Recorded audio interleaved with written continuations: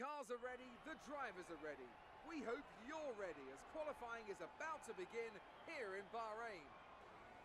This has been an exciting track in times gone by, and typically it entertains the moment the lights go out. It's the scene of many incidents as drivers jostle for position. You have to make a choice between going for it and self-preservation. There's no point in going in hot if you don't come out intact the other side. Even if you're at the front, you will be worrying about the guys behind you. Witam Was bardzo serdecznie i zapraszam Was na kolejny odcinek. Tym razem będziemy jechali Grand Prix Bahrain na torze Sakir. Torze, który niestety sprzyja trochę innym przeciwnikom, ponieważ na przykład programy treningowe są dużo trudniejsze tutaj do zrobienia niż na innych torach. Jest to chyba taki jedyny, najtrudniejszy tor, na którym nie idzie praktycznie zrobić większości programów. I najtrudniej zwalczyć z tymi przeciwnikami, szczególnie w kwalifikacjach, co będziecie mogli za chwilę zobaczyć, ponieważ teraz pierwsze okrążenie skończyłem, czas 28,9, na pewno jest jeszcze trochę czasu do znalezienia na okrążeniu i w tym momencie zaczynamy moje najlepsze okrążenie w kwalifikacjach. Zaczynamy na prostej startowej, oczywiście dojazd do pierwszego zakrętu i hamujemy tuż po minięciu 150 metra, zbijamy na chwilę do jedynki, żeby pomóc bolidowi w skręcie i szybko wbijamy dwójkę, żeby nie było wheelspina. Drugi zakręt niestety trzeba troszeczkę odjąć, żeby nie było też tego samego wheelspina. I kolejne hamowanie będzie na 100 metrze, zbijamy z 7 biegu. Uwolniam się, muszę zbić na trójkę, żeby lepiej bolid skleił w samym zakręcie. Kolejne praktycznie lekkie hamowanie, puszczenie gazu do piątki. W prawym zakręcie w lewym, również w lepszym bolidzie można przejść ten zakręt bez odjęcia. Kolejne hamowanie mniej więcej, gdy reklama z lewej strony zniknie do drugiego biegu, staramy się nie dotykać tarki na wejściu, na wewnętrznej.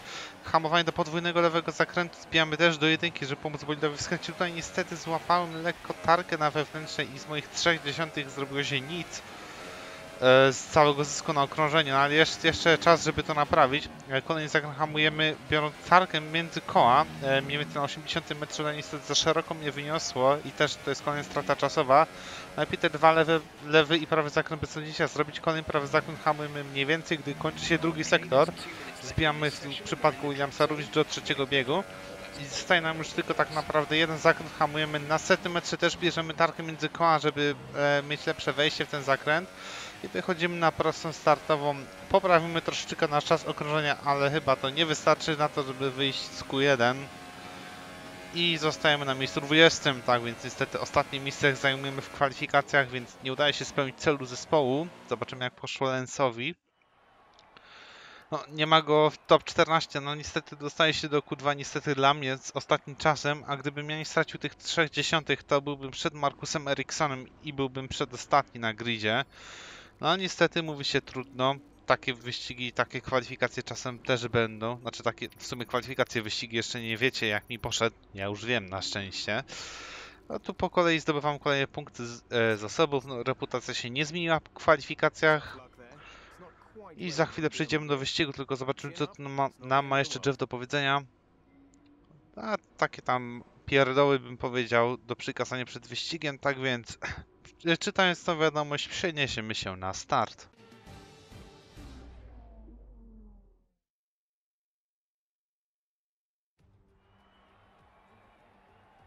The curtain rises once more then on the desert stage of Sakir as the players take their places for the opening act. Will they enthrall us like they did in 2014 with that titanic battle between Nico Rosberg and Lewis Hamilton? Well, we'll find out shortly as we get underway here in Bahrain.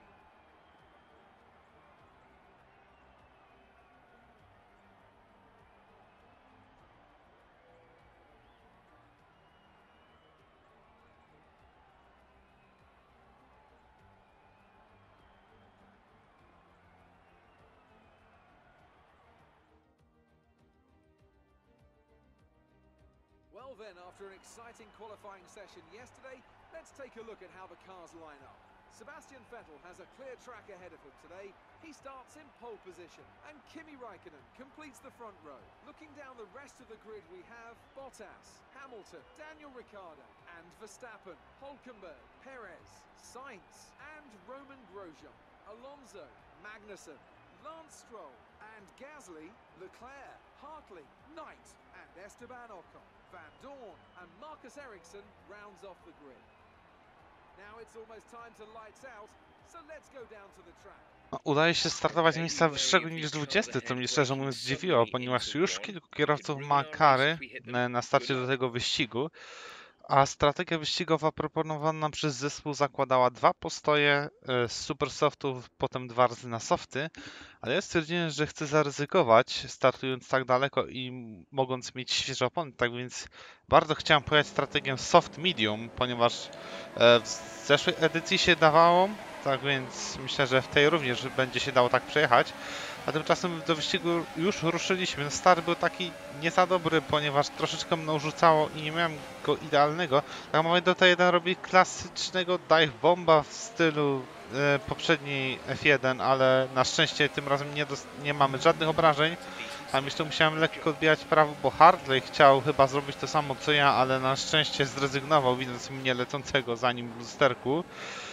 A mnie udaje się przebijać ostatecznie na 8. pozycję, tak więc bardzo dobry start w moim wykonaniu. Co prawda bardzo agresywny, to muszę przyznać, aczkolwiek udało się wyjść bez szwanku i obecnie znajdujemy się na 8. miejscu. Przed chwilą mieliśmy jeszcze żółtą flagę, dlatego że jeden z kierowców Renault, i to jest chyba Carlos Sainz, musiał opuścić tor, bo tam chyba dla niego nie było miejsca za bardzo. Ale na szczęście spokojnie jedzie. Wypłynąłem z drugiego sektora, lekko mnie wyniosło poza tor i dostałem pierwsze ostrzeżenie za ścinanie. Marcus Ericsson się tutaj przymiesza, żeby mnie wyprzedzać, ale na szczęście ten manewr mu się nie udał i trzymamy nasze 8. miejsce. No zobaczymy na jak długo, ponieważ wszyscy kierowcy za nami na pewno mają lepsze tempo ode mnie. Tak więc będę musiał się dosyć mocno starać o to, żeby nie tracić ewentualnych pozycji. No i zobaczymy. Na razie Marcus Ericsson próbuje od zewnętrznej, jeszcze bez DRS-u, bo nie jest on dostępny na drugim okrążeniu. Chyba Perez również próbuje, jesteśmy freewide do pierwszego zakrętu, ja jestem po wewnętrznej, tak więc na szczęście udaje mi się utrzymać moje 8. miejsce. Ericsson chyba też utrzymuje się przed Perezem i na razie kolejność od 8. miejsca do 10. się nie zmienia. A na kolejnym okrążeniu już chyba z DRS-em, o ile dobrze mi się wydaje, Ericsson próbuje zaatakować do pierwszego zakrętu znowu od zewnętrznej i kolejny raz zawodzi. I tym razem przymierzał się też Charles Leclerc do ataku, tylko nie wiem czy to było na mnie, czy może na próbę wyprzedzenia Ericssona. No w każdym razie uporał się ze swoim teammate'em na tym samym okrążeniu, a na kolejnym, na początku 4. mnie zaczął atakować do T1. Tak samo od zewnętrznej jak Marcus i tak samo zawodzi. I wydaje się walkę z Sergio Perezem i spada za niego na 10. miejsce, więc teraz będziemy się musieli bronić przed Meksykaninem. I coś czuję, że praktycznie tak będzie wyglądał nasz wyścig do samego końca, ponieważ tempa za bardzo nie mam, a chcę jakoś utrzymać się na wysokim miejscu i co dla mnie jest priorytetowe przed Lensem Strollem. Nawet jeżeli miałby to nie być w punktach, było dla mnie ważne, żeby pokonać teammate'a.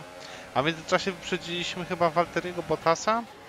Niestety nie widziałem, który z kierowców Mercedesa był na swoim pierwszym pit stopie i wyjechał na końcu tego pelotonu, który ja prowadzę. Na kolejnym kółku pod koniec 5, zaczynając 6, widzimy, że kolejni trzej zawodnicy zjechali na swoje pit stopy. Jest to drugi Mercedes, jeden Red Bull i jedno Ferrari. No niestety Ferrari wyjeżdża przede mną, tak więc nie uda się go przytrzymać w taki sposób, żeby trochę więcej straciło. Jest to w tym wypadku Sebastian Vettel. No ale też Ferrari za bardzo nie walczymy o pozycję na torze, ponieważ są oni dużo szybsi od nas. Kolejny kółko i kolejny Red Bull i Renault zjeżdżają do boksa. My jesteśmy atakowani przez Kevina Magnusena, znowu od zewnętrznej. Tak więc no, moi rywale próbują na razie mnie wyprzedzać od tej strony, ale myślę, że to nie jest najlepszy pomysł. Już prędzej byłoby lepiej, gdyby próbowali jakoś koniecznie od wewnętrznej, to by dało im większą szansę. I przez chwilę miałem spokój, aż na 8. okrążeniu Charles Leclerc, jak rozpędzona lokomotywa, zbliżał się do mnie na pozycji startowej i myślałem szczerze, że nie będę musiał bronić tej pozycji do pierwszego zakrętu, no ale sytuacja taka wynikła, że Leclerc zbliża się tak szybko, że byłem zmuszony do tego, żeby zejść na wewnętrzną i się bronić. Kolejne okrążenie, kolejna próba Leclerca, kolejny raz od zewnętrznej i kolejny raz scenariusz się powtarza. Hamuję wystarczająco późno i wystarczająco dobrze zamykam drzwi na samym wyjściu, żeby nie być wyprzedzonym przez kierowcę, który mnie atakuje. I ciągle trzymamy w tym momencie 3. miejsce, ale na to, że przed wszystkimi stopami to byłoby 8. Początek 11 kółka i tym razem Esteban Ocon próbuje mnie atakować od zewnętrznej i jemu również się nie udaje mnie wyprzedzić, tak więc kolejny raz utrzymujemy naszą pozycję i zobaczymy. może uda się ją utrzymać nawet do samego końca. No, na razie broni się dobrze, więc może uda się obronić przed większą ilością kierowców dalej. Na razie Hamilton mnie atakuje po swoim pit stopie do pierwszego zakrętu tak samo jak wszyscy inni i tak samo jak wszyscy inni zawodzi i utrzymuje się za mną i wyprzedza go również Esteban Ocon. No chyba nie do końca, bo tam Hamiltonowi udało się odegrać na Francuzie i utrzymuje się za nami. No, pod koniec 12 kółka nie wiem jak, ale tym razem Valtteri Bottas znalazł się za naszymi plecami i to on będzie nas próbował atakować do pierwszego zakrętu. Jest dużo bliżej mnie niż inni kierowcy, tak więc zdaje mi się, że ze swoją mocą Mercedesa, który powinien być lepszy niż mój Mercedes, który go mam za plecami, powinien mnie dużo łatwiej wyprzedzić na prostej. No ale wyszło na to, że nie miał tak dużej przewagi prędkości, jakbym się spodziewał i nie wyprzedzi mnie. A czasem na minimapce zobaczymy, że właśnie Bottas miał jakiś problem po tym, gdy udało mi się obronić przed nim. Zobaczymy tutaj, co się stało. Ja się tutaj obroniłem i zahaczył o lewe tylne koło Force Indy i tutaj wyspinował, przeleciał przez cały tor i jeszcze ktoś w niego uderzył.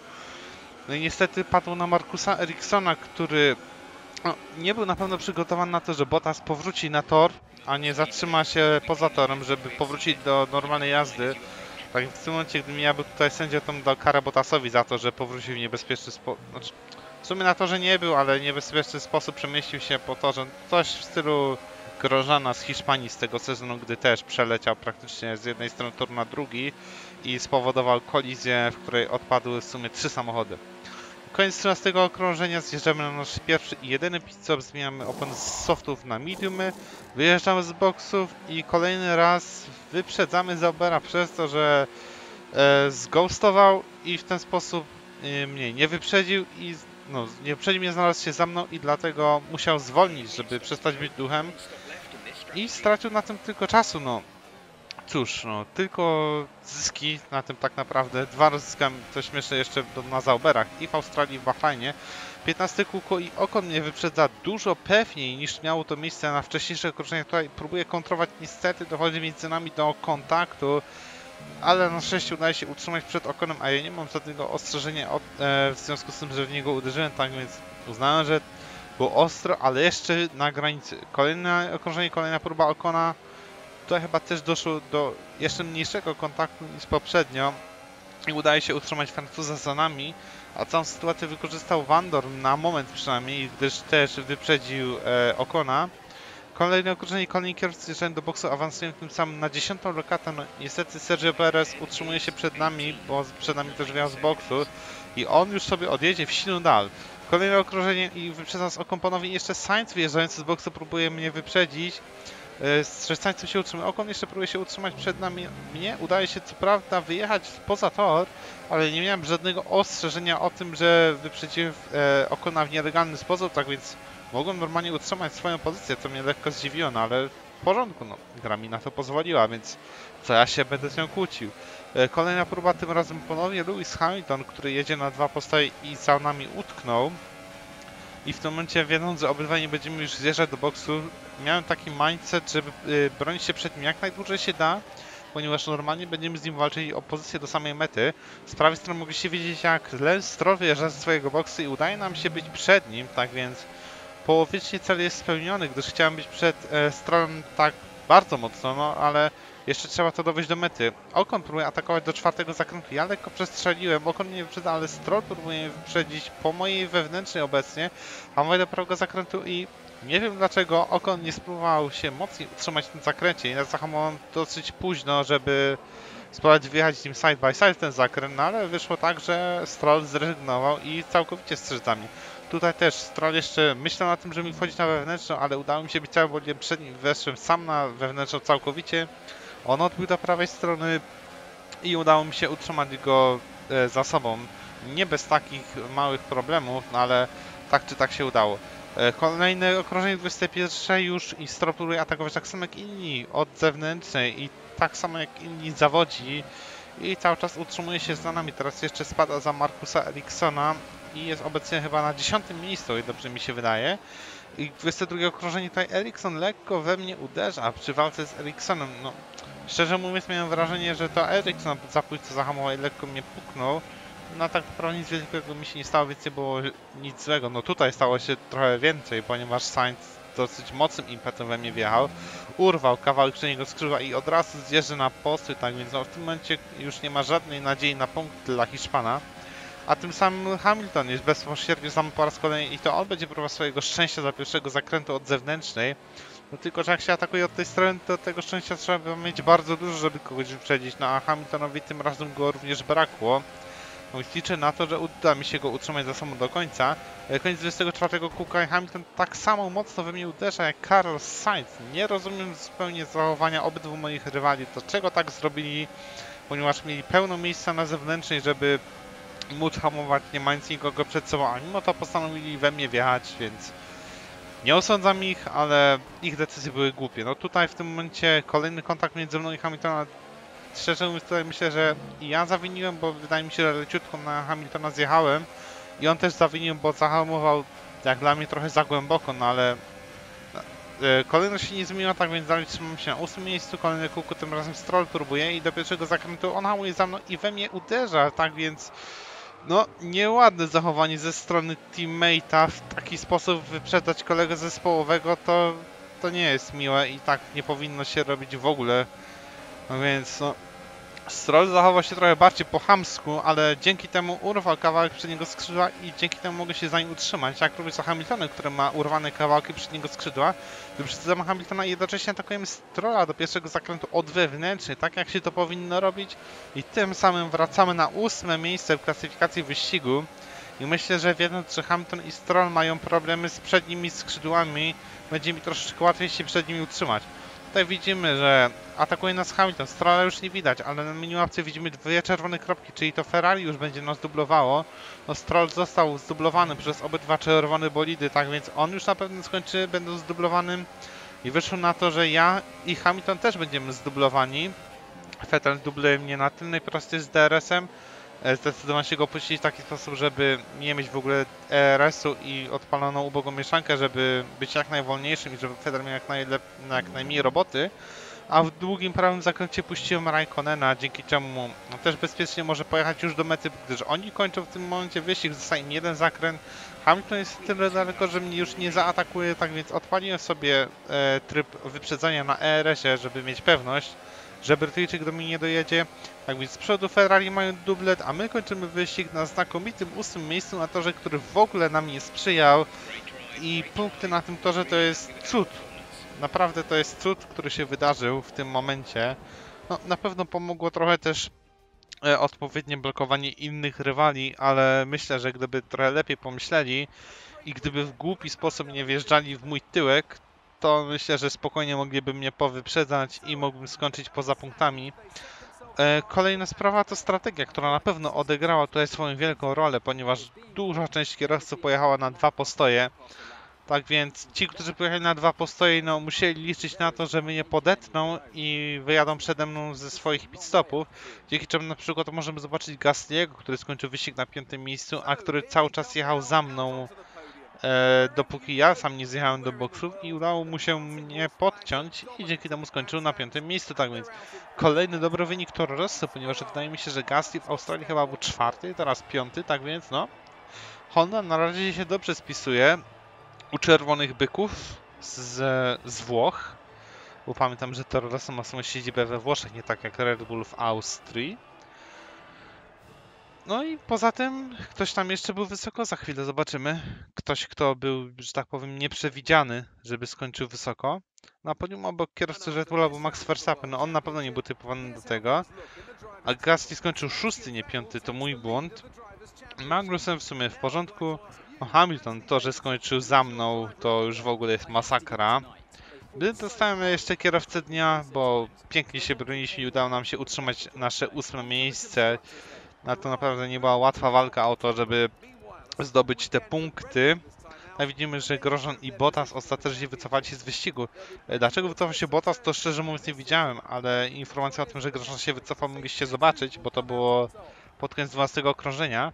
W klasyfikacji kierowców tymczasem awansujemy na 14 lokatem, a Williamsem spadamy niestety na 9. miejsce, o ile dobrze widziałem, ale jesteśmy na równi punktowo chyba z Renault, tak więc nie jest jeszcze najgorzej. Tak, chciałem zobaczyć wszelkie incydenty, jakie się wydarzyły. No ja miałem tutaj ostrzeżenie za kolizję z Eriksonem w pierwszym zakręcie i wyjazd poza tor na pierwszym okrążeniu i to było tak naprawdę tyle, a wszystkie inne boty, inni przeciwnicy, przepraszam, jeżeli miałem z nimi kolizję, to oni dostawali ostrzeżenie o tym, że we mnie wjechali, a nie, że ja wjechałem w nich, więc to też było ciekawe.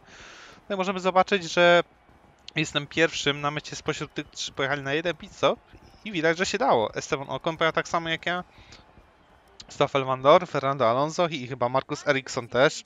A teraz dajmy czas Claire na wywiad. You really looked in control of your car out there. Your team must be thrilled.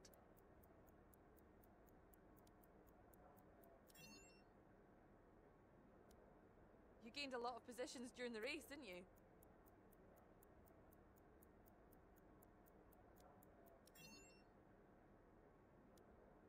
It wasn't the cleanest race today, was it?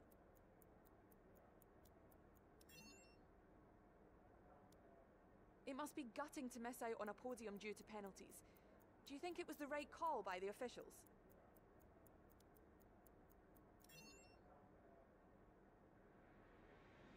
Great. Well, that's everything. No z tym magnesem na idiotów to akurat tutaj odpowiedziałem szczerze, bo tyle razy ile dostałem w tyłek z jakiegoś głupiego powodu, a nie dlatego, że się źle broniłem, to jest naprawdę niemożliwe.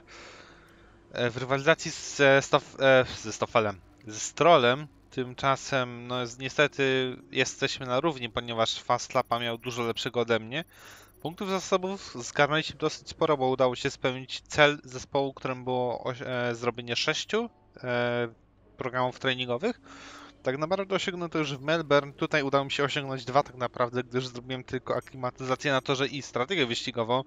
No, reszta testów niestety nie została przeze mnie w ogóle zrobiona, nawet na zielono, bo czasy były dla mnie nieosiągalne do zrobienia. Tak więc w tym momencie ulepszymy sobie jeszcze, zrobimy sobie jedną zniżkę na części i to będzie przy docisku oczywiście, ponieważ uważam, że gdy zaczęliśmy ulepszać docisk, no to myślę, że powinniśmy kontynuować tą ścieżkę rozwoju inaczej niż w Sauberze, gdzie robiłem cały czas przyczepność mechaniczną. No tutaj nam szefuncio zaproponował, żeby robić docisk aero. Tak więc myślę, że pójdziemy tą drogą i będziemy w ten sposób ulepszać nasz bolid i spróbujemy podgonić innych kierowców.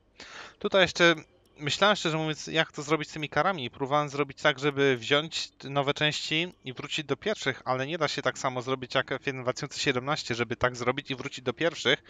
Tak więc cieszę się, że przynajmniej tutaj zabezpieczyli się Codemasters przed tym, żeby takie wymianki robić. Tak więc w tym momencie się z Wami żegnam. To już wszystko na dzisiaj. Dziękuję Wam bardzo za uwagę i zapraszam do kolejnych materiałów na moim kanale. Na razie i cześć!